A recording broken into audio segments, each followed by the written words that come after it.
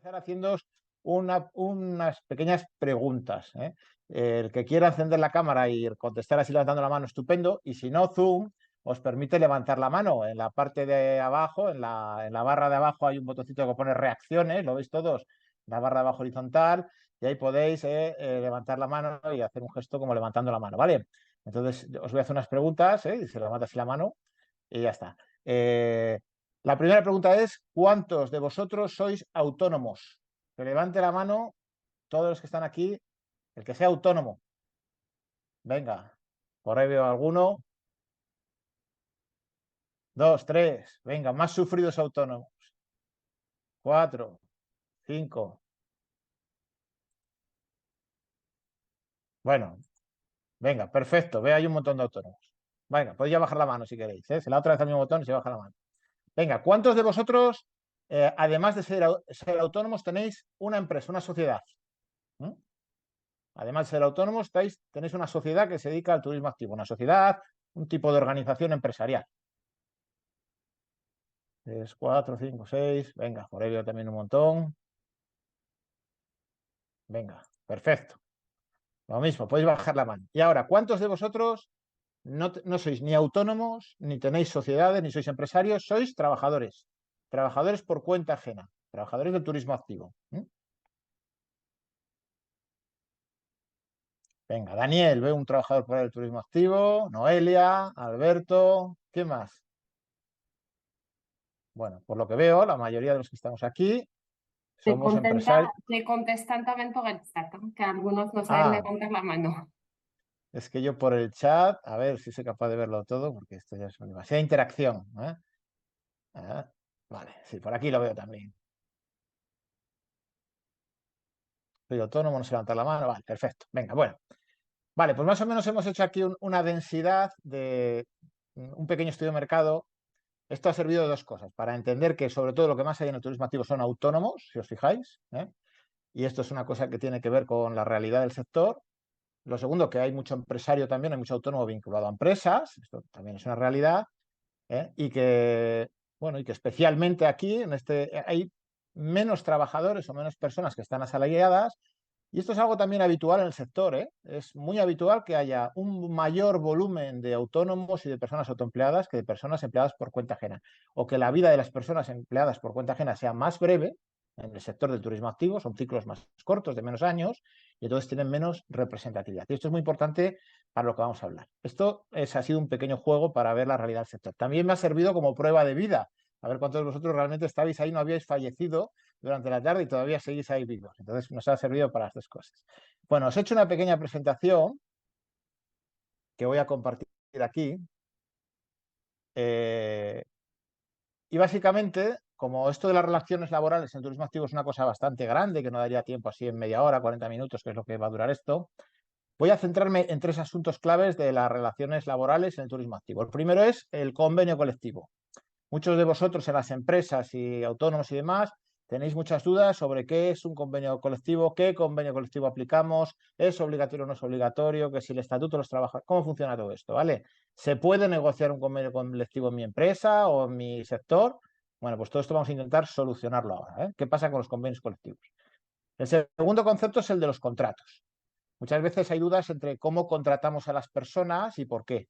¿Cómo contrato a una persona que quiere trabajar conmigo? Y sobre todo sobre un hecho real que ocurre con las empresas de turismo activo, que es la discontinuidad. La mayoría de nuestras empresas no tienen una actividad continuada durante todo el año, sino que trabajamos temporadas. Las empresas que estáis vinculadas a la nieve, pues trabajáis mucho más en invierno que en verano, o aunque hagamos las dos cosas, pero el volumen no es el mismo. Por lo tanto, hay mucho personal que es discontinuo. Casi nos gustaría tener a todos los años a los mismos trabajando, pero no puede ser continuo. Hay unas temporadas que trabajan, otras no. ¿Cómo se gestiona eso? Y por último, y otro tema súper importante en todo el tema, en todos los autónomos de España, que es el tema de los autónomos y los falsos autónomos. ¿Cómo es esto de un autónomo realmente? ¿Qué es un autónomo dependiente y cómo funciona todo esto? Estas son las tres cosas que me gustaría hablar durante esta charleta. Tenéis que entender que yo sé que en este tipo de conferencias, pues luego hay muchas preguntas individuales, de casuística de cada uno. Es que a mí resulta que me dijo el asesor, entonces, bueno, no siempre es fácil contestar individualmente la casuística de cada uno, porque suelen ser asuntos que hay que tratar con documentación y ver exactamente cuál es el tema. Pero bueno, yo estaré encantado de intentar responder a las preguntas que pueda y que sepa, ¿vale? Entonces, lo primero que vamos a hablar es de las relaciones laborales, cómo se regula y qué diferencia hay entre el estatuto y los convenios y los contratos, que a veces hay un poco de error, ¿no? A veces dicen las empresas, no, yo no tengo un convenio colectivo porque voy por el estatuto de los trabajadores. Bueno, esto hay que intentar entenderlo. El estatuto de los trabajadores es un marco regulador obligatorio, ¿de acuerdo? Es una ley, es un derecho constitucional, ¿eh? Y está dentro del Real Decreto Legislativo 2/2015 y es algo obligatorio, de obligatorio cumplimiento, ¿de acuerdo? O sea, no se puede hacer nada fuera del Estatuto de los Trabajadores. Esto es un derecho que hay. Los convenios colectivos no son un derecho, son un acuerdo. Son acuerdos que hacen las empresas y sus trabajadores. Son acuerdos que tienen que estar dentro del Estatuto de los Trabajadores. No se puede acordar nada que no esté dentro del Estatuto de los Trabajadores. Y de alguna manera es un derecho que tiene el trabajador. Un trabajador tiene derecho a negociar un convenio, unas condiciones de trabajo. Esto es así. Entonces, de alguna manera, los empresarios y los trabajadores hacemos unos acuerdos concretos para nuestro sector, para nuestra empresa, para nuestro trabajo. El Estatuto de los Trabajadores es algo muy general y muchas veces no puede ir directamente a la cuestión concreta de cada una de las empresas y de cada uno de los sectores. Para esto están los convenios colectivos. Los convenios colectivos son de obligada aplicación. Antes del 2018 había una duda sobre si había una serie de empresas que no podían aplicar el convenio porque no estaba muy claro si había convenio o no para ellas. Entonces había una duda si había o no había que aplicar el convenio, ¿no? Es la propia autoridad laboral en la que el boletín red del el 518 estipula que es obligatorio determinar el convenio colectivo con el que se está trabajando y con el que está contratando a un trabajador. Tan obligatorio que incluso al comienzo, cuando se da un alta en la seguridad social, tú tienes que poner el número del convenio, el código del convenio. O sea que esto realmente hay que hacerlo así. O sea, cuando un autónomo quiere contratar a un trabajador y quiere darle de alta, tiene la obligación de poner el código del convenio en el que se le da de alta, ¿vale? ¿Podría haber una situación en la que no hubiera convenio colectivo, un tipo de trabajo, un tipo de empresa que no hubiera convenio colectivo? Podría haber. Y si esto fuera así, entonces sí que podríamos regirnos solamente por el Estatuto de los Trabajadores. Pero vamos a ver ahora cómo es muy difícil encontrar trabajos y acciones que estén fuera de los convenios. No es fácil, ¿de acuerdo? Y en nuestro caso no es fácil. O sea, realmente nosotros estamos dentro de convenios colectivos, ¿eh? Y por último, están los contratos de trabajo. Un contrato de trabajo no deja de ser un documento que regula las obligaciones y los pactos específicos que tiene el puesto de trabajo de la persona que integras en tu empresa, en tu organización. Y lo mismo, ese contrato de trabajo no puede tener ningún pacto ni ningún acuerdo que esté fuera del convenio colectivo y que a su vez esté fuera del Estatuto de los Trabajadores. ¿De acuerdo? O sea, que el cumplimiento de una cosa no quita para el cumplimiento de la otra. Bueno, estos tres niveles. ¿Qué es lo que regula un convenio colectivo? ¿Para qué sirve un convenio colectivo? Bueno, pues un convenio colectivo es un documento de un número de hojas, pues bueno, más o menos extensas, donde ahí lo que se habla es de cuáles van a ser las condiciones, por ejemplo, económicas de los trabajadores. Y viene un anexo, que suelen ser las tablas salariales, donde vienen las categorías y lo que se cobra al año, lo que un trabajador cobra al año. No solamente su salario, sino también, por ejemplo, cuánto le pagas por un desplazamiento, cuánto le pagas por una nocturnidad, cuánto le pagas por una jornada extra, todo este tipo de cosas que tienen que ver con lo económico. También viene en estos convenios las jornadas económicas. Ya veo alguna pregunta por aquí, que voy a ir contestando mientras voy hablando. Me dicen, no habiendo convenio específico para las empresas de turismo activo, ¿cuál es el que se debería aplicar? Es que sí hay un convenio para las empresas de turismo activo. Luego lo vamos a ver, ¿de acuerdo? O sea, los convenios no se rigen por el título del convenio, se rigen por el ámbito funcional. Luego lo vamos a ver, ¿vale? De todos modos, luego lo vais a ver a medida que vamos transcurriendo en esta charla. Yo creo que os van a quedar claras estas dudas. Bueno, lo segundo que regula el convenio colectivo es lo laboral. Las jornadas, los descansos, las categorías, la duración de los contratos, el rendimiento, todo esto. Regula también quién es el representante de los sindicatos, o sea, de los trabajadores, ¿cuáles son los representantes sindicales. Regula también las condiciones del empleo, los servicios de prevención, los servicios asistenciales. Si, por ejemplo, la empresa tiene alguna mejora sobre lo que es lo obligatorio de la seguridad social, la promoción profesional, el trabajo y la productividad, la paz laboral, muy importante, cuando hay un conflicto entre trabajador y empleado, entre empresario y empleado, cómo se soluciona ese conflicto. Y sobre todo los planes de igualdad. Esto es algo muy importante, un tiempo a esta parte, los planes de igualdad que figuran en los convenios y que sirven no solo para la igualdad hombres-mujeres, sino también, pues, por ejemplo, para personas con discapacidad, bueno, pues para personas, por ejemplo, integradas en otras culturas, bueno, para una serie de elementos que cada vez son más corrientes en la sociedad actual. Bueno. Y estos convenios tienen diferentes ámbitos. ¿Qué son los ámbitos? Y aquí es donde tenemos que tener mucha atención. El ámbito es quién está dentro del convenio, de cada convenio. Y el ámbito puede ser territorial. Y los territorios pueden ser locales, bueno, puede ser, por ejemplo, una sola empresa. Una empresa puede tener su propio convenio, pero también puede ser un municipio, pero también puede ser una provincia o una autonomía o una nación, ¿de acuerdo? Estos son diferentes niveles de convenio. ¿Y el ámbito personal qué es? Pues son las personas que tienen que ver con ese convenio. ¿Quiénes son las personas a las que hay que aplicar ese convenio? El segundo ámbito clave en el convenio, y esto es realmente lo que nos involucra como turismo activo, es el ámbito funcional. El ámbito funcional de los convenios describe detalladamente la actividad que se realiza, las actividades que se realizan. Es en estos ámbitos funcionales donde se dice que en el convenio entran o no entran las actividades deportivas en el medio natural, por ejemplo. Esto se describe en un ámbito funcional. Y cuando la actividad que tú realizas queda descrita en este ámbito funcional, quiere decir que tienes una vinculación con ese convenio. Y por último, el ámbito temporal. El ámbito temporal es el tiempo de aplicación del convenio. Este ámbito temporal, pues cuando se pacta un convenio, suele figurar pues, que es de 1 año, de 2 años, y luego se va renovando. Los convenios suelen tener una prórroga automática, sin ninguna de las dos partes. La negociación de un convenio siempre es entre empresa y trabajadores. Si ninguna de las dos partes denunciar no es una denuncia jurídica, es decir, a la otra parte que quieres modificar el convenio. Si ninguna de las dos partes hace eso, pues lo que va a ocurrir es que se va prorrogando ese convenio, ¿vale? Incluso puede tener un carácter retroactivo la aplicación de un convenio en una situación anterior al tiempo.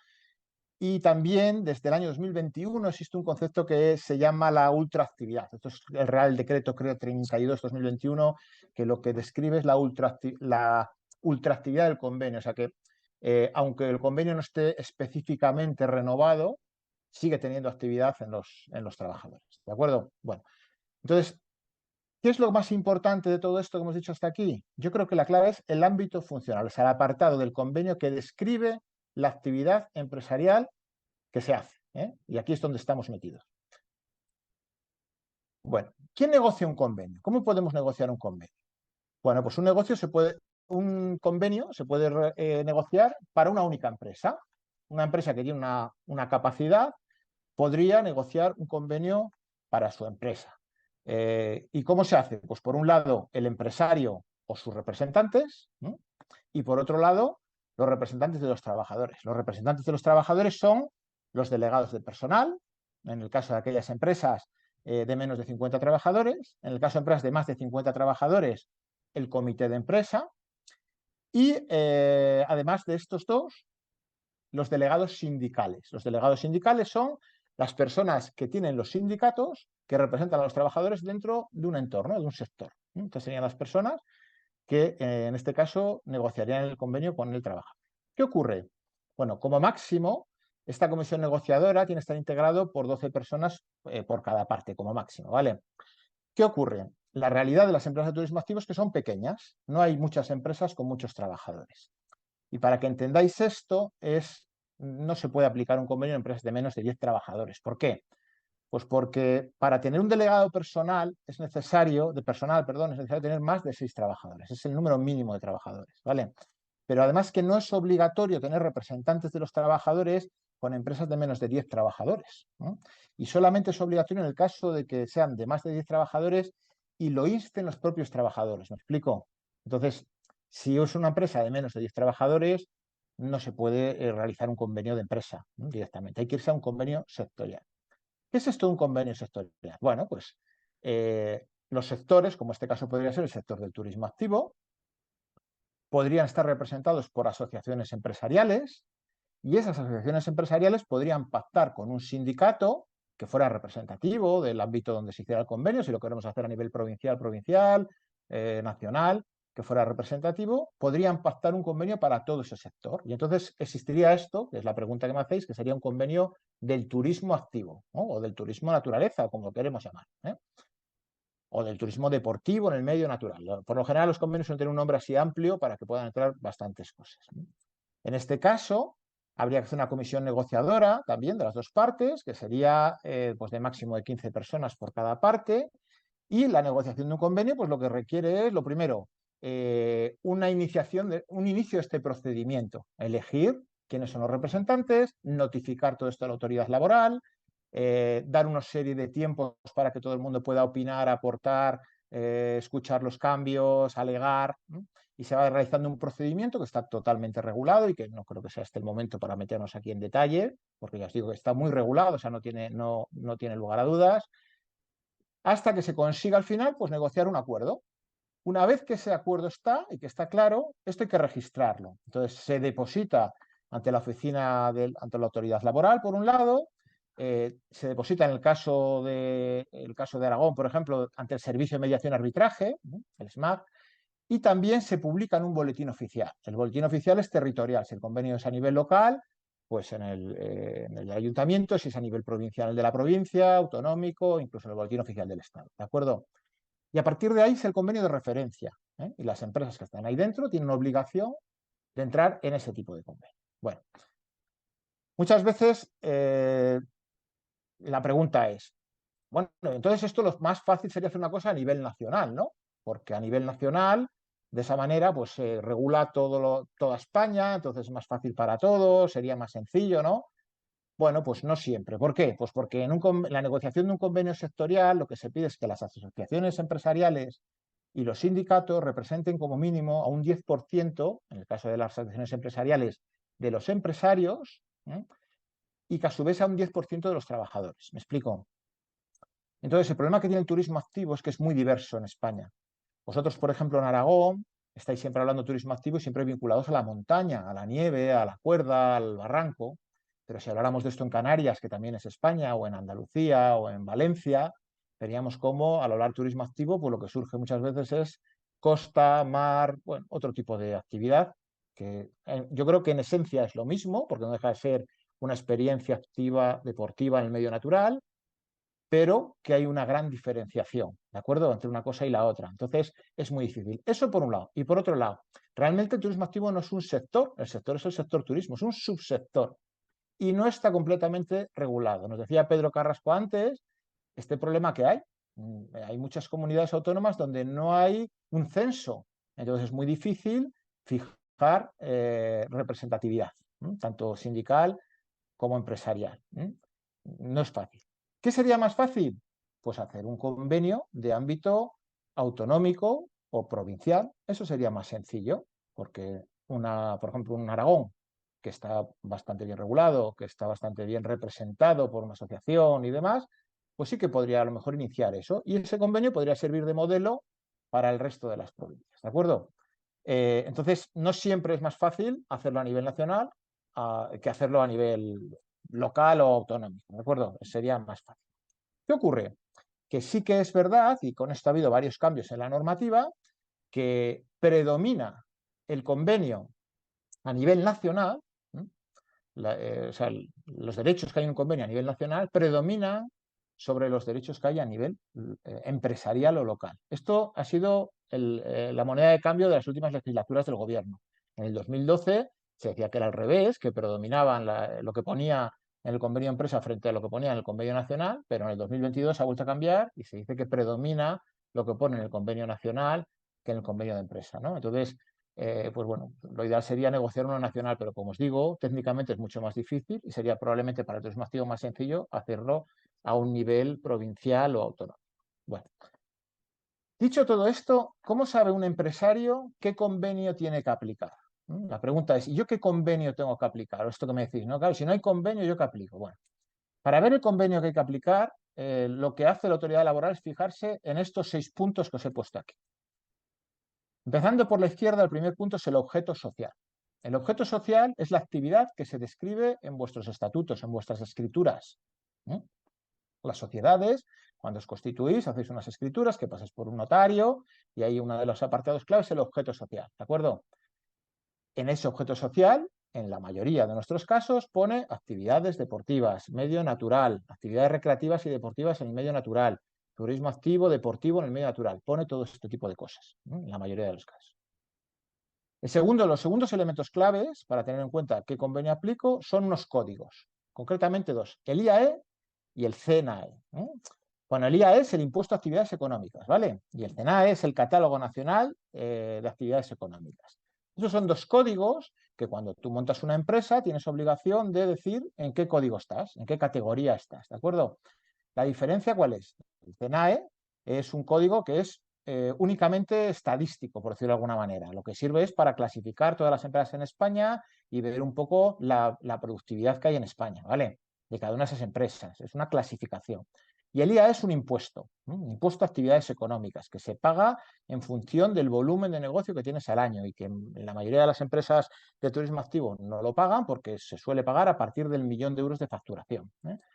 Entonces, la descripción que tú tienes en el IAE y en el CNAE tiene que ver también con el convenio a aplicar. Si en esa descripción estás dentro de un ámbito deportivo, por ejemplo, pues tendrás que estar dentro de un convenio que tenga que ver con una regulación deportiva. Y en la mayoría de los casos estamos. Por ejemplo, en el CNAE, la mayoría de las empresas, pues estamos dentro del grupo R, que es actividades artísticas, recreativas y de entretenimiento. Ese grupo R tiene el 93, que es actividades deportivas, recreativas y de entretenimiento. Y después está el 93.1 y el 93.2, que es o actividades deportivas o actividades recreativas y de entretenimiento. Bueno, pues la mayoría de las empresas de turismo activo están dentro de ese 93.19, R93.19, que son otras actividades deportivas. Incluso los guías de montaña como tal, hace relativamente poco tiempo, consiguieron definirse dentro de ese 93.19. Entonces, dentro del listado de cosas que se dice que está dentro del 93.19 otras actividades deportivas, figura los guías de montaña textualmente, ¿de acuerdo? Entonces, si tu actividad es esa, es turismo deportivo de montaña, tienes guías de montaña, estás en este código nacional y tu objeto social es este, pues tiene mucho que ver con el ámbito deportivo y te regulará un convenio del deporte, ¿vale? ¿Qué ocurre? También hay empresas de turismo activo que tienen varias actividades, no tienen por qué tener una. Hay empresas, muchas de vuestras empresas hacen turismo activo, pero también hacen actividades infantiles tipo campamentos, por ejemplo, tiene una instalación y también tiene un centro de formación y imparten cursos de formación y de temas de montaña y titulaciones de montaña. Esto es un clásico en el turismo activo, ¿no? Como ves, tienes 3 ámbitos diferentes, luego veremos cómo convives. Por otro lado, cuando tú das de alta a tu empresa tienes que hacer una comunicación, por un lado, a trabajo, con la apertura del centro de trabajo, y por otro lado, la seguridad social, que es una declaración de la inscripción. En los 2 casos, tienes que comunicar la actividad que realizas. La mayoría de vuestras empresas ha comunicado ahí que realiza actividades deportivas en el medio natural, ¿no? O actividades de turismo activo, deportivas, recreativas, ¿vale? Entonces, todo eso te vincula a un convenio colectivo. Bueno, pero lo más importante para vincularte a un convenio colectivo es la función concreta de los trabajadores y el proceso productivo. ¿Qué hacen tus trabajadores? Esta es la clave. Si la función que hacen tus trabajadores coincide textualmente con el ámbito funcional del convenio, pues ahí hay poco que rascar. Si en el texto que pone un convenio, el ámbito funcional, hay una descripción que coincide con lo que hacen los trabajadores, pues estás en ese convenio, ¿de acuerdo? También tiene que ver los materiales y las instalaciones. Si tú, por ejemplo, tienes materiales deportivos, y usas habitualmente ese tipo de material, pues estás dentro de un ámbito deportivo. Y si tienes instalaciones pues, de carácter deportivo, ¿no? Pues lo mismo. Entonces, estos son los 6 puntos que la autoridad laboral mira para ver si hay o no hay un convenio de aplicación. Porque muchas veces decimos, no, es que no hay convenio de aplicación, porque en el título del convenio no pone específicamente turismo activo o turismo de montaña, no pone específicamente esto ya, pero no hay que mirar el título del convenio, hay que mirar el ámbito de aplicación y todos estos asuntos, ¿de acuerdo? En cualquier caso, esto no es algo que se invente el empresario o la autoridad laboral o yo. Esto existe un organismo, que es la Comisión Consultiva Nacional de Convenios Colectivos, que tiene unas siglas CCNCC, donde podéis entrar y ahí pues hay una serie de disposiciones que dicen en qué convenio colectivo estáis. Y en el caso del turismo activo se puede hacer una consulta directa, explicando lo que hacen las empresas y, y habrá pues una consulta vinculante, ¿no? Pues dirán, no, pues el convenio a aplicar en este caso es este, ¿vale? Que puede ser una consulta particular. O sea que es una herramienta interesante. Si no queréis hacerlo como empresario, pues quizás desde la asociación se podría hacer este tipo de consulta. Bueno, vamos para adelante en este mundo del convenio. ¿Qué ocurre entonces? Que muchos de vosotros dicen, ya es que mi empresa tiene varias actividades, no tiene una, tiene varias actividades. Hacemos formación, hacemos también actividades educativas con niños, campamentos, educación ambiental, ecoturismo. Tenemos un albergue, muchas empresas de turismo activo. Y además somos también guías de montaña. Entonces, ¿qué convenio aplico? Bueno, ¿qué ocurre? Pues no pasa nada porque hay una concurrencia de convenios. Esto puede ocurrir. O sea, una empresa puede tener varios convenios. Podría ser aplicable y no pasa nada por esto, ¿vale? Pero sí que es verdad que dice el tribunal, dice el Tribunal Superior, en este caso, en una sentencia que tiene en el año 2003, me parece que es, que en una sentencia del Tribunal Superior de 2003, sí creo que es del 2003, que hay que intentar buscar la prevalencia del más favorable. ¿Qué es el más favorable? Pues el que mejor condición tenga para el trabajador. Y además de eso, valorar los siguientes puntos que os tengo puestos aquí. Lo primero, ¿cuáles son las cifras económicas de las diferentes actividades? Porque probablemente hay una actividad que tiene un volumen económico muy superior a los demás. Y quizás ese es el convenio que hay que aplicar, porque el resto son subordinados o secundarios, el resto de los trabajos, ¿no? Estoy pensando, por ejemplo, en una empresa que realiza campamentos y actividades infantiles y dentro de esos campamentos y actividades infantiles hace una serie de actividades concretas de turismo activo para los niños durante los campamentos. ¿Cuál es la cifra económica más grande que factura? ¿La de actividades infantiles o la de turismo activo? ¿Cuál es la actividad subordinada? Pues realmente es una empresa de actividades infantiles que hace campamentos y dentro de eso puntualmente hace una serie de actividades. ¿Lo veis? No es una empresa que vende turismo activo. Podría ser al revés, una empresa que vende turismo activo y puntualmente realiza una actividad infantil. Bueno, pues veis que sería el caso contrario. Pero esto es algo muy importante, entender cuál es la cifra económica más grande y más aplicable. La segunda es cuál es la plantilla designada para cada actividad. ¿Qué número de personas tiene designadas para cada actividad? La tercera es cuál es la finalidad del negocio. Pues todos nosotros tenemos una finalidad en nuestro negocio. A lo mejor mi finalidad en el negocio no es la formación, pero tengo una escuela de formación. ¿Por qué? Pues porque lo que busco en esa escuela es formar a mis propios trabajadores o buscar personal para mis actividades. Esto es un clásico también de estrategia empresarial del turismo activo, ¿no? Y por último, ¿cuál es la subordinación y la dependencia entre las actividades? Como el ejemplo que os he puesto antes, por ejemplo, de los campamentos y de las actividades infantiles. Bueno, cuando hay varios convenios, por ejemplo, y hay del mismo ámbito funcional, hay un convenio provincial y uno estatal, os decía antes que prevalece desde el año 22 el estatal, los derechos del estatal. Pero en general, lo que hay que pensar es que lo aplicable siempre es lo más favorable para el trabajador. O sea, la autoridad laboral lo que va a entender es que incluso en la convivencia de varios convenios se pueden utilizar partes de cada convenio siempre y cuando sean las más favorables para el trabajador. ¿De acuerdo? Entonces, esto puede ocurrir, que haya varios convenios. Vale. Bueno, es muy importante el CENAE. Siempre estamos hablando del CENAE. En muchas ocasiones a nivel nacional se habla, no, es que no tenemos un CENAE de turismo activo. Entonces, este es el problema. Bueno, pues sí es interesante, sería muy importante, pero a nivel de convenio no es la clave. Y esto es algo que incluso, pues bueno, la propia autoridad laboral determina en una de sus escritos aclaratorios, ¿no? Dice que el CENAE es muy importante a la hora de aplicar un convenio, pero que lo más importante es su ámbito funcional, que el CENAE es un indicio, pero que debe ser interpretado siempre por el ámbito funcional. O sea, lo que hacen tus trabajadores coincide con lo que pone que hace el convenio, pues entonces está aplicado. Y aquí es donde vamos al asunto en cuestión. La mayoría de vosotros, y son muchas las empresas, a las que la autoridad laboral o nuestros asesores, o quien sea, nos dicen que estamos dentro del convenio colectivo estatal de instalaciones deportivas y gimnasios. Es muy habitual que el empresario de turismo activo diga, pero ¿cómo es posible esto? ¿Qué tengo yo que ver con un gimnasio o con una piscina? ¿Qué tengo yo que ver, no? Bueno, pues realmente desde este punto de vista no tenemos nada que ver porque son instalaciones, bueno, pero os repito lo mismo. Lo importante aquí es el ámbito funcional. ¿Mm? Y el ámbito funcional de este convenio es muy explícito en esto. Y dice lo siguiente en su artículo 1. Está incluido en este convenio la práctica física recreativa o de ocio deportivo, ya sea con fines lúdicos, ya sea con fines didácticos o ambos a la vez. Y dice textualmente, las empresas que desarrollen el objeto y la actividad económica indicada, aunque ésta se realice fuera de establecimientos e instalaciones habilitadas para ello, es decir, al aire libre o en contacto con naturaleza.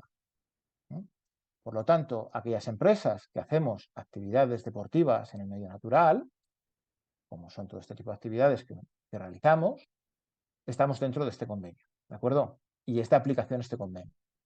¿Hasta cuándo? Pues hasta que negociemos un convenio propio del ámbito del turismo activo o del turismo naturaleza, como lo queráis llamar, y podamos cambiarlo, pero tenéis que entender también que las condiciones no van a ser más favorables ni más restrictivas para el trabajador, porque este no es un convenio que tenga unas condiciones especialmente favorables ni especialmente duras.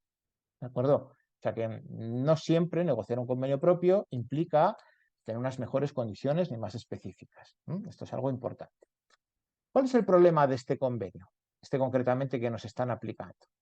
Bueno, pues concretamente el problema de este convenio, por ejemplo, viene pues de alguna serie de asuntos muy concretos, de cláusulas muy concretas en el convenio. Desde mi punto de vista, por ejemplo, uno de ellos es los periodos de vacaciones. Este convenio, que está pensado para instalaciones deportivas, habla de que las vacaciones tienen que ser en periodo estival, que coincide con nuestra temporada alta en muchos casos, la temporada de verano, ¿vale? Habla de que tiene que haber 15 días de vacaciones, que el trabajador tiene derecho a su periodo completo de vacaciones y que dentro de ese periodo completo de vacaciones, que me parece que es de 29 o 30 días, tiene 15 días que tiene que disfrutar entre el 1 de julio y el 30 de septiembre, o sea, en temporada estival. Esto es para el turismo activo es un desastre, ¿no? Porque realmente cuando es la temporada, en muchos casos, pues fijaros lo que esto implica. Bueno, sí que es verdad que el convenio también saca un matiz, que es que dice, por ejemplo, en aquellas actividades que se realizan en puertos deportivos, que también están dentro de este convenio, esto podría ser una vez cada 2 años, ¿vale? En general, el convenio este no tiene salarios altos, tiene salarios muy bajos, pero hay que entender que los salarios que hay dentro de un convenio son salarios mínimos, ¿de acuerdo? A partir de ahí, el empresario puede aumentar esas garantías lo que quiera. Entonces, ¿qué hacemos ahora con esto? ¿Aplicamos esto y tenemos que contratar a una persona y dar las vacaciones en verano, que es cuando realmente hay trabajo? ¿Cómo se hace este batiburrillo? Bueno, pues los propios convenios contemplan también la posibilidad de que alguna de las cláusulas de estos acuerdos pues no se pueda aplicar por la situación concreta de la empresa. Esto es algo que se contempla. Y esto es lo que se llaman los acuerdos de inaplicación, ¿de acuerdo? Esto es algo superior a los convenios, un derecho que viene en el Estatuto de los Trabajadores, en el artículo 82.3. Lo que dice este artículo es que cuando por causas económicas, técnicas, organizativas o de producción no se puedan cumplir una serie de artículos del convenio o de obligaciones del convenio, porque no se pueden cumplir, como puede ser el caso de las vacaciones de verano en una empresa que trabaja en temporada, pues lo que se puede hacer es, mediante una reunión de los representantes de los trabajadores y de la empresa, se puede hacer una modificación. Esta modificación hay que hacerla negociando, acordando, llevándola a un periodo de consultas y luego informando a la autoridad laboral y publicando. ¿Y qué se puede cambiar? Pues se puede cambiar la jornada de trabajo, el horario y la distribución del tiempo, el régimen de trabajo a turnos, el sistema de remuneración. Se puede cambiar. Esto es una negociación, ¿de acuerdo? Esto no es que el empresario por su cuenta coge y quita esto porque no le interesa. No. En una negociación hay unos intereses. Tanto al trabajador como al empresario le interesa que la empresa funcione, que trabaje, que haya lío, que haya movimiento, que el verano funcione. Esto es así. Podemos llegar a un acuerdo para compensar quizás esos periodos de vacaciones que son en verano, ¿no? Entonces, bueno, pues sí que se puede hacer esto. Entonces, una posibilidad puede ser estos acuerdos de inaplicación. Estos acuerdos, en el caso de Aragón, deben ser notificados a la Comisión Paritaria del Convenio Colectivo. Los convenios colectivos nombran también una comisión, que son las personas que se encargan de interpretar el convenio, de hacer cambios y demás. Tiene que ser notificada a esa comisión paritaria, que viene el propio convenio, y al Consejo de las Relaciones Laborales de Aragón, que está regulado en el decreto 112 de 2014. ¿Vale? Con esto podríamos hacer esa modificación y adaptar el convenio que tenemos ahora mismo, el que nos están aplicando, a los intereses que más nos conviene, ¿no? Esto es una posibilidad. Concluyendo esta primera parte de la charla de los convenios, 3 soluciones de cara a sacar un convenio propio en el turismo activo. La primera, negociar un convenio propio. Las empresas que tengáis una cierta capacidad, más de 10 trabajadores, una cierta estabilidad, podéis negociar un convenio propio para vuestra empresa. Es muy interesante, ¿vale? No es tan difícil. O sea, se puede hacer y yo creo que es interesante. Y además esto de alguna manera da también participación al trabajador, le vincula. Uno de los grandes problemas que tenemos las empresas de turismo activo de un tiempo a esta parte es que no encontramos personal, que nos cuesta vincularle. Pues esto puede ser algo interesante. La segunda puede ser la redefinición de la actividad principal. Tenéis que pensar cuál es vuestra actividad principal. Si únicamente hacéis guiado de montaña y actividad deportiva de montaña, pues nos queda otra. Pero hay muchas empresas que tienen varias actividades y quizás esto hay que redefinirlo y hay que valorarlo. Porque si la actividad principal no es el turismo activo de montaña, sino que es la actividad educativa en el medio natural, la actividad con niños, pues hay otros convenios que pueden ser interesantes. ¿De acuerdo? Y por último, la aplicación de esos acuerdos de inaplicación del convenio colectivo, estos acuerdos, estos cambios que se pueden hacer sobre las bases, sobre esta base del convenio colectivo. ¿Vale? Bueno, hasta aquí hemos hablado de convenios. Me queda hablar de contratos y de autónomos. Si os parece bien, podemos contestar ahora las preguntas que tienen que ver con convenio y luego tiramos para adelante con lo demás. ¿Os parece bien así? Venga, vamos a ver qué preguntas hay aquí en el chat sobre esta primera parte. No sé si me podéis ayudar con las preguntas. Si alguien quiere leer la pregunta directamente, que coja el micrófono y la lea, que yo creo que le ganamos tiempo. Vamos a ver, dice por aquí. Los profesionales. Si la empresa tiene menos de 10 trabajadores, ¿cómo se negocia el artículo 82.3? El artículo 80. La inaplicación del convenio, pues directamente con todos los trabajadores. El problema de esto es que en este caso, que es un caso especial, cuando una empresa tiene menos de 10 trabajadores, el problema es si tiene más de 6. Si tiene más de 6 ya tiene representación de los trabajadores, ¿de acuerdo? Entonces se nombra primero por votación entre todos los trabajadores, nombran un delegado, es el delegado que va a tener representación de los trabajadores y después pues lo que se hace simplemente es un sistema de negociación tal cual viene estipulado en la normativa, ¿vale? Esto vuestras asesorías os van a informar muy bien. Y básicamente es un proceso en el que el empresario y ese delegado de los trabajadores pactan una serie de cambios concretos, eso se escribe, se da un tiempo de exposición para que todo el mundo pueda reclamar y pueda alegar y pueda cambiar. Y yo creo que con una empresa muy pequeñita es muy fácil llegar a un acuerdo en un convenio. ¿De acuerdo? Entonces, esto probablemente el que mejor os informe sea la propia autoridad laboral, que podéis llamar y preguntar sin ningún problema, o incluso por medio de vuestras gestorías os pueden ayudar. ¿Vale? Venga, pues continuamos si no hay ninguna duda más con esto. De lo que vamos a hablar ahora es de los contratos. Hemos hablado de estatutos, convenios y contratos de trabajo. Bueno, el contrato de trabajo es, de alguna manera, formalizar la relación laboral que existe entre un trabajador y un empresario para cubrir un puesto de trabajo, unas funciones. Como aquí podíamos entrar en muchos asuntos, solamente me quiero centrar en 3 asuntos claves dentro del turismo activo y de las relaciones laborales. ¿Vale? Lo primero, tenéis que entender que en ese contrato lo que se estipula son las obligaciones, el perfil del puesto, lo que tiene que hacer y lo que no tiene que hacer. En muchas ocasiones cogemos un contrato tipo que nos mandan de la gestoría, echamos una firma y está todo hecho. Y estamos perdiendo una oportunidad empresarial de definir claramente qué es lo que queremos y qué es lo que no queremos. Y cuando luego hay un conflicto laboral, pues encontramos que ahí no están las cosas claras. Entonces es un buen documento para plasmar una serie de pactos específicos, de obligaciones, de lo que queramos con nuestros trabajadores, ¿de acuerdo? Siempre que previamente lo hablemos con ellos y todos estemos de acuerdo. Pero sobre todo es muy interesante en los contratos, y es algo que viene tanto en el convenio de instalaciones deportivas como en el estatuto, la incorporación del trabajador. Cuando un trabajador se incorpora, en el caso del convenio de instalaciones deportivas, que es el que aplicamos, tenemos la posibilidad de realizar una serie de pruebas de aptitud. Estas pruebas de aptitud pueden ser pruebas físicas y pruebas técnicas, de manera que nosotros valoramos si el trabajador reúne o no reúne las características para el puesto. De todos es sabido y todos sabéis, porque lleváis muchos años como yo en este negocio, que muchas veces una titulación no es el único indicador de que la persona tiene o no tiene competencias para el puesto y es capaz de desarrollar un puesto. A veces vienen personas con titulación que luego pues no tienen esas capacidades.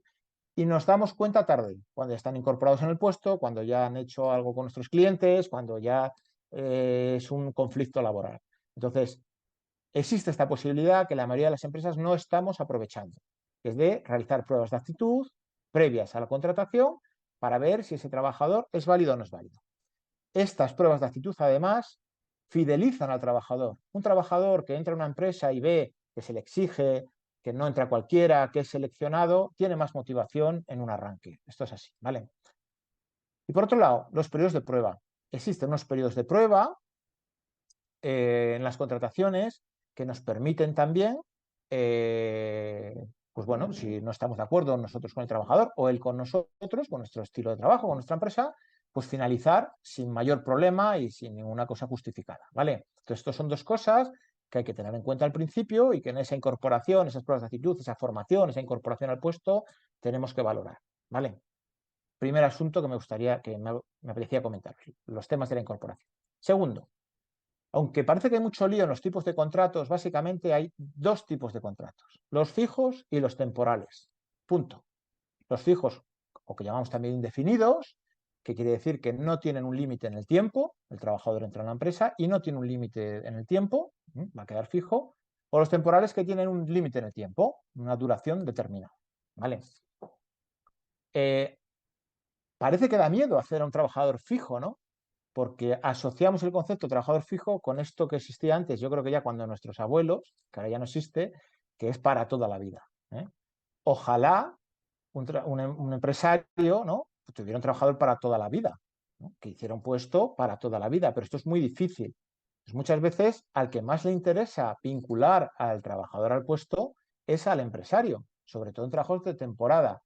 Por ejemplo, en hostelería, que es un trabajo de temporada de verano, pues que un cocinero se te vaya el 15 de julio te mata, ¿no? O en turismo activo, que tú tengas tu equipo formado y trabajando y de repente pues un guía te diga, oye, que me voy el 20 de julio, te mató, ¿no? Entonces, cuanto más vinculado lo tengas, mejor, ¿vale?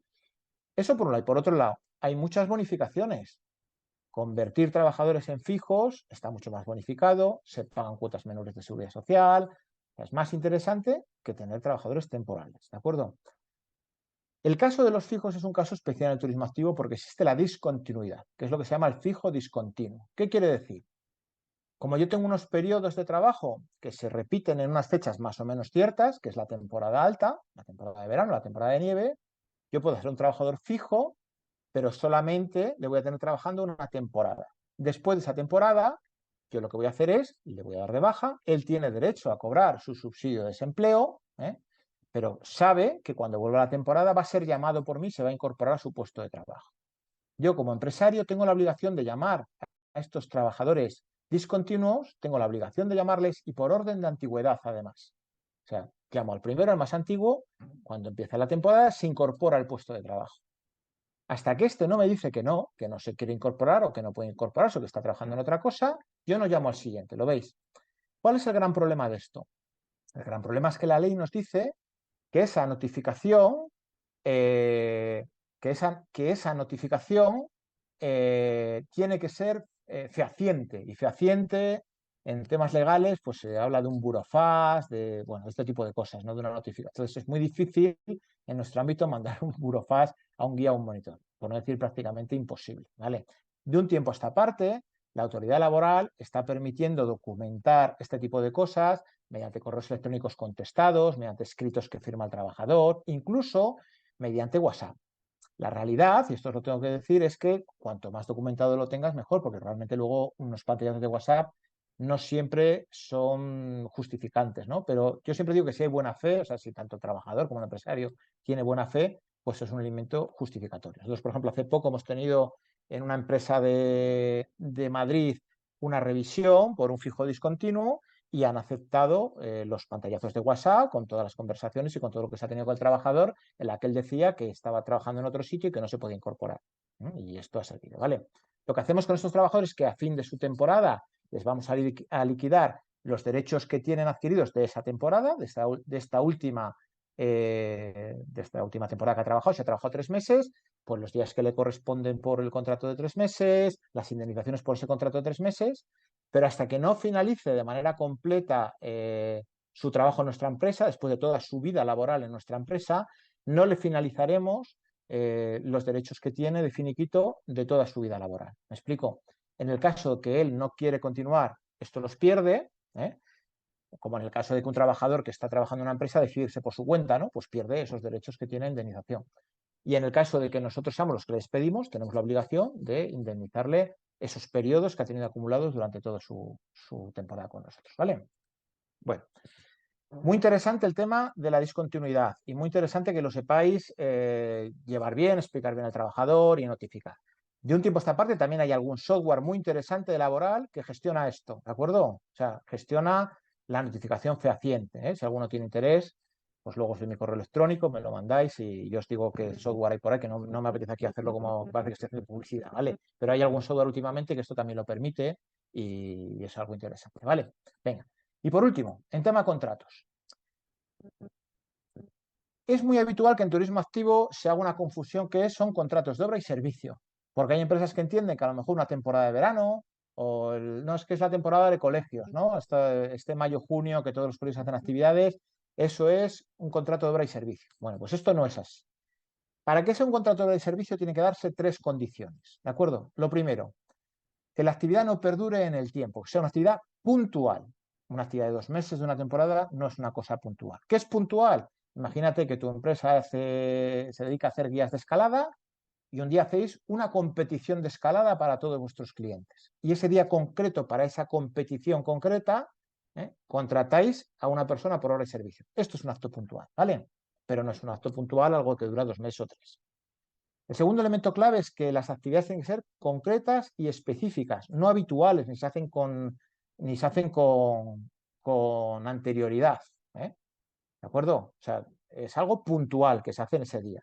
Imaginaros que vosotros hacéis rutas de senderismo, pues la actividad habitual es todo lo que tiene que ver con la ruta de senderismo. Pero un día queréis hacer algo especial y hacéis una clase de yoga en la cima de una montaña. ¿eh? Y para ese día contratáis una monitora de yoga, ¿lo veis? Eso es un contrato específico de hora y servicio, ¿lo veis? Eso porque no es habitual, es algo concreto.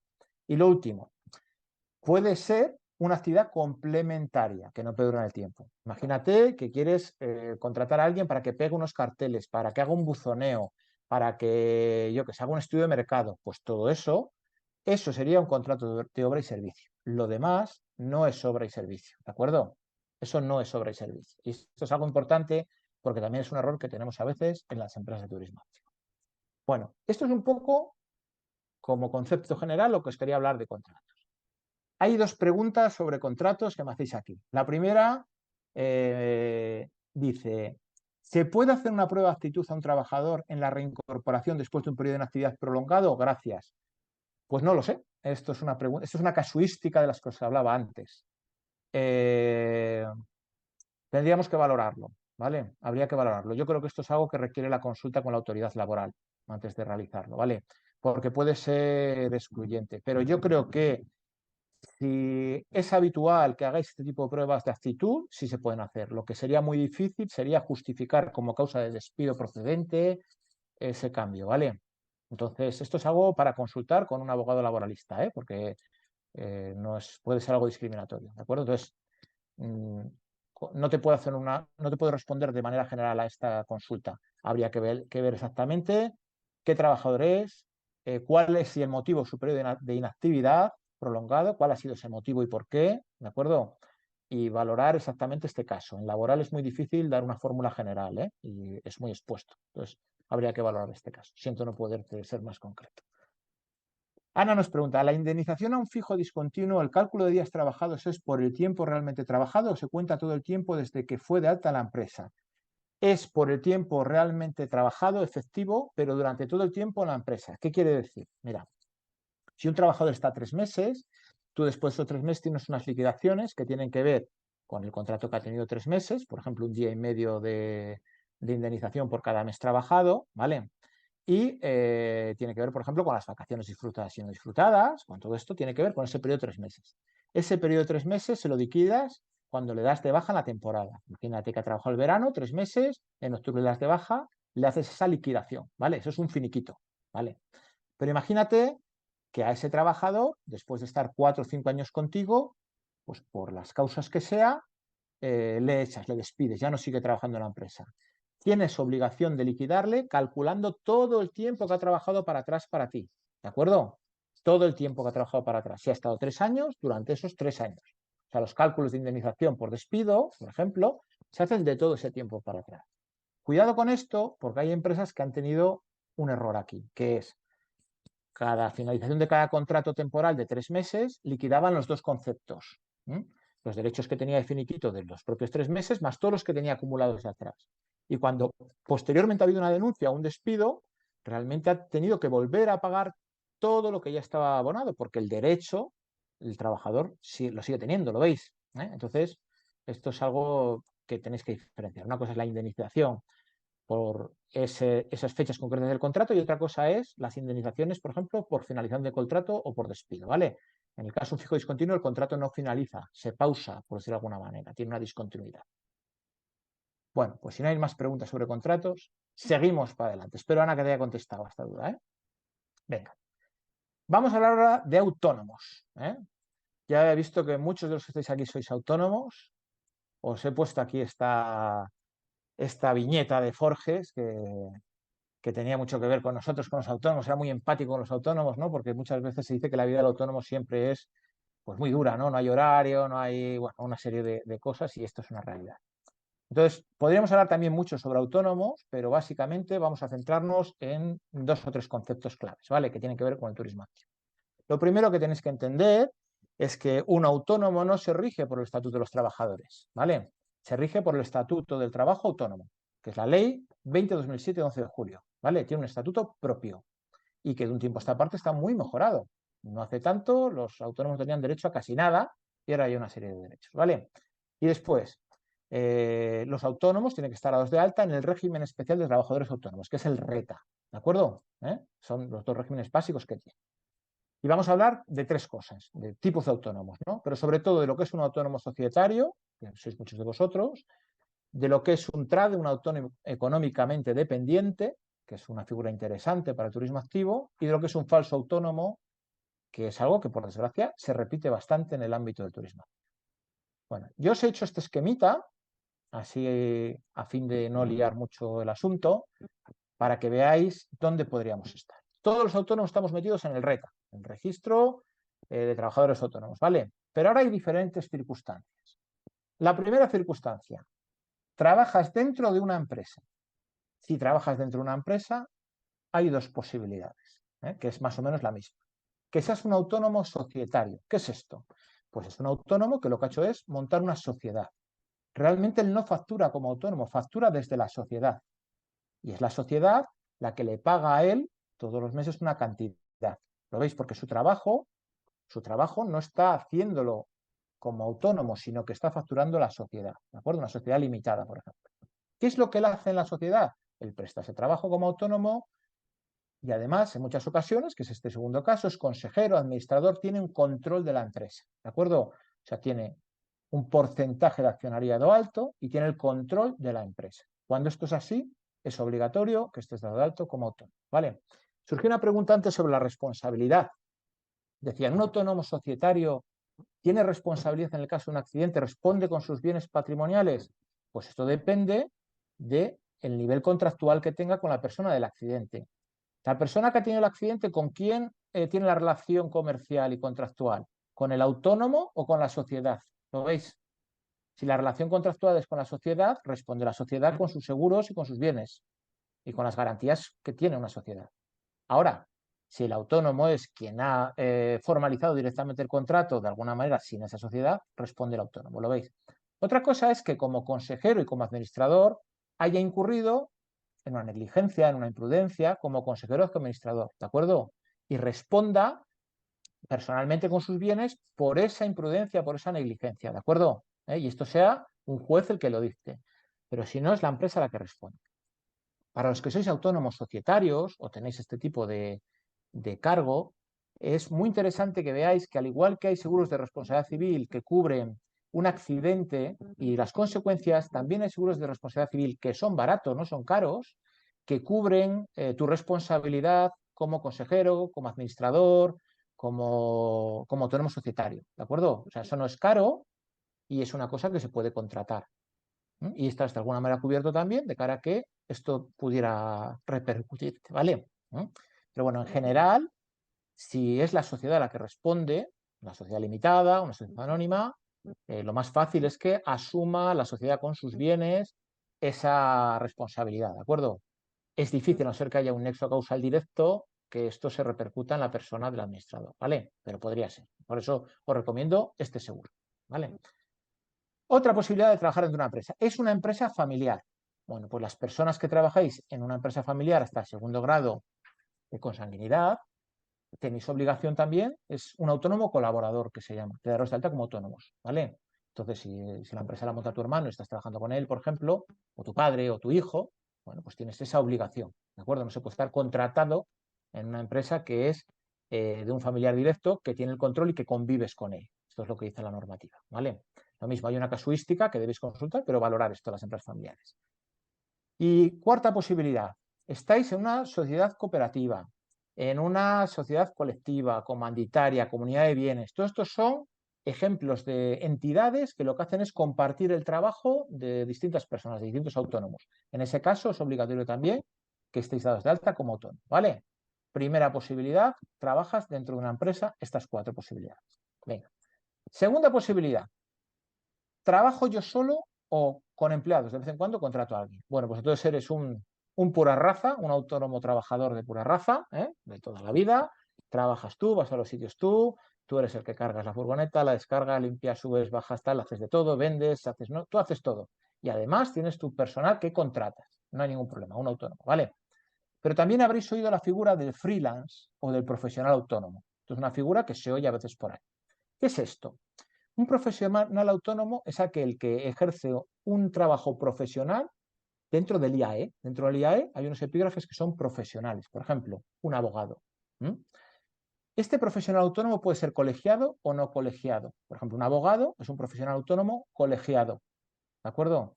¿Qué diferencia hay? Pues que los abogados, por ejemplo, están dentro de un colegio profesional y es ese colegio profesional el que gestiona las relaciones con el registro de autónomos, con la reta, ¿de acuerdo? O sea, no tiene que gestionar él esa relación. De alguna manera es como una agrupación donde el colegio es el que responde por ese registro especial de autónomos, ¿vale? Pero puede ser también un no colegiado, por ejemplo, un diseñador gráfico. Pues puede ser un freelance, profesional autónomo y no colegiado. Bueno, pues hay esta posibilidad, ¿vale? No tiene mayor diferencia, solamente que sepáis que es un epígrafe en el IAE. Y el tercero, muy importante, y aquí es donde sí que tenemos que parar porque esto es un problema y es un asunto que yo creo que cada vez está más expandido y se puede hacer una pequeña burbuja. Trabajas casi siempre para un único cliente. Eres un autónomo, eres un guía de montaña autónomo y casi toda la temporada estás trabajando para la misma empresa que te llama, que te pone clientes, que les llevas, que les traes y que les haces el servicio, ¿vale? Si trabajas casi siempre para el mismo cliente y más del 75% de tus ingresos vienen de un único cliente, entonces eres un autónomo, trabajador autónomo económicamente dependiente. Esto es lo que se llama un trade, ¿no? Son las siglas de trade. Y esto es muy importante, porque esta es una diferencia con el falso autónomo. ¿Qué es un falso autónomo? Pues hay empresas que en vez de emplear a una persona y pagar sus seguros sociales, hacer su contrato y, bueno, y darle a esa persona todos los derechos que tiene que tener, para quitarse todo eso encima, contratan a un autónomo que hace exactamente lo mismo que un trabajador, pero que no es un trabajador, que es autónomo. Les meten una factura de vez en cuando, se la van pagando, lo veis. Y él se busca su vida con su seguro social. Pues esto es un fraude, esto es una ilegalidad. Si el trabajo que tú haces para una empresa es el mismo trabajo que puede hacer un asalariado, incluso lo compartes, pues no estás haciendo realmente un servicio como autónomo. Entonces, y si lo haces habitualmente, no hay ningún problema que seas autónomo, pero con una serie de características. Y esto es lo que vamos a ver, ¿de acuerdo? ¿Qué es un trade? Aquí la pregunta es, que os estaréis haciendo algunos de vosotros, entonces yo seré trade o seré falso autónomo. Bueno, pues yo os he hecho aquí 5 preguntas claves para saber si eres trade o falso autónomo. Tú trabajas habitualmente para una empresa haciéndole servicios, por ejemplo, de guía de montaña o de lo que sea. La primera pregunta es, ¿para ti esa empresa supone al menos el 75% de sus ingresos? Si esa empresa te supone el 75% de tus ingresos, eres un trade, ¿de acuerdo? Eres un autónomo económicamente dependiente y tienes obligación de hacer una serie de cosas, como por ejemplo, tener un contrato con esa empresa. No puedes tener trabajadores, ¿eh? O sea, una serie de cosas concretas para hacer trade. Si no, estás cometiendo una irregularidad. Segunda pregunta. ¿Tienes o no tienes contrato? Contrato de autónomo económicamente dependiente. Si eres un trade y el 75% de tus ingresos vienen por ahí, hay que hacer un contrato específico entre la empresa y tú, que se llama esto un contrato autónomo económicamente dependiente. Y hay que registrarlo. Y es un modelo que viene hecho, ¿vale? Y se puede hacer online, pero hay que hacerlo y hay que registrarlo entre las dos partes. Y queda esa constancia. Tercera, un autónomo económicamente dependiente no tiene trabajadores, ni puede subcontratar, ni tiene un establecimiento comercial abierto al público. Si tú tienes un establecimiento comercial abierto al público y tienes tus trabajadores y subcontratas una serie de asuntos para tu empresa, para tu actividad económica como autónomo, y además sustituyes un puesto de trabajo en una gran empresa, cuidado, porque puede que eso sea un falso autónomo, ¿de acuerdo? Si eres un trade y trabajas por una empresa, trabajas el 75% para esa empresa y no tienes todas estas cosas, ¿vale? La siguiente, un autónomo de verdad, un trade, organiza él su trabajo, sus horarios, sus jornadas, sus descansos, y la remuneración no es la que dice la empresa, es el que dice él como autónomo. Él pone un presupuesto y la empresa lo acepta, ¿de acuerdo? Pero además tiene sus propios medios e infraestructuras. Y esto se ve muy bien, por ejemplo, en el transporte. ¿Puede una empresa contratar a por ejemplo, una empresa que fabrica legumbres, puede contratar a un camionero autónomo? Sí, pero el camionero tiene que tener sus propios medios materiales e infraestructuras. ¿Lo veis? Tiene que tener su camión, tiene que tener sus medios, no puede utilizar los medios de la empresa, porque eso ya no es un autónomo. Eso es un asalariado disimulado, un falso autónomo. ¿Lo veis? Entonces, tú realizas esta actividad por una empresa, perfecto, pero ¿quién pone el material, las cuerdas, los neoprenos, los cascos? ¿Quién pone la furgoneta? ¿Lo veis? ¿Quién pone los espacios? Esto es muy importante, ¿eh? ¿De acuerdo? Esto es lo que hace diferenciar si es un falso autónomo o si es un trabajador. Y después, por último, y muy importante, el trabajo que hace es diferenciado del resto personal de la empresa. Yo le hago, por ejemplo, una empresa Barrancos, soy guía de Barrancos, sí, pero hay otros guías de Barrancos en esa empresa que son empleados y hacen un trabajo no diferenciado, o cuando vaya un cliente, por ejemplo, nos ve a todos en un almacén y eso no está diferenciado. ¿Lo veis? O sea, el trabajo que hace un autónomo tiene que ser diferenciado del resto de la empresa. Cuidado con esto, porque el año pasado ha habido 45.000 denuncias de falsos autónomos en España. ¿Eh?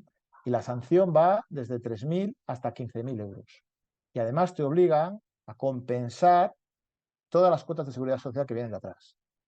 O sea que cuidado con estas cosas, y yo creo que de buena fe todos los empresarios, todos los trabajadores sabemos si lo que estamos haciendo es realmente la contratación de un autónomo o la sustitución de un puesto de trabajo, ¿vale? Entonces, mucho cuidado con estos asuntos y si buscáis en internet vais a encontrar un montón de informaciones. Pueden también informar en vuestras asesorías. Es muy interesante esto. ¿Cuál es la solución? Pues muy sencillo. Si tú puedes ser autónomo y te puede contratar una empresa, no pasa nada. Una empresa quiere contratarte para un servicio, te da de alta, tú haces esas actividades y te da de baja. Y ya está, ¿lo veis? O sea, eso no quita que tú seas autónomo. Puedes hacer las dos cosas, ¿lo veis? Pero no estamos falseando un puesto de trabajo, que es lo que nos pide la autoridad laboral. ¿De acuerdo? Y estos son un poco los asuntos que quería comentaros. Muchas gracias por vuestra atención, ¿eh? Y espero que no me haberme ido mucho de la hora, empezó un poco tarde, ¿eh? A ver si tenemos por aquí alguna preguntilla que nos han hecho. Sí, de las Sí. últimas, y si no, Raúl, sí, por favor, por no demorar mucho, si puedes contestar, si no por escrito. Bueno, no sé si quedan muchas, la verdad.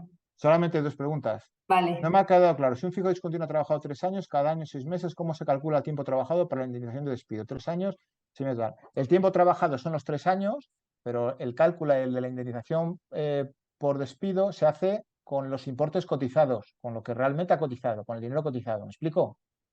¿Entendéis? O sea, el cálculo es de 3 años, pero se hace el cálculo con el dinero cotizado. Si solamente ha cobrado 3 meses, pues por 3 meses, no por el sueldo todo el año. ¿Entendido? ¿Mm? Siguiente pregunta.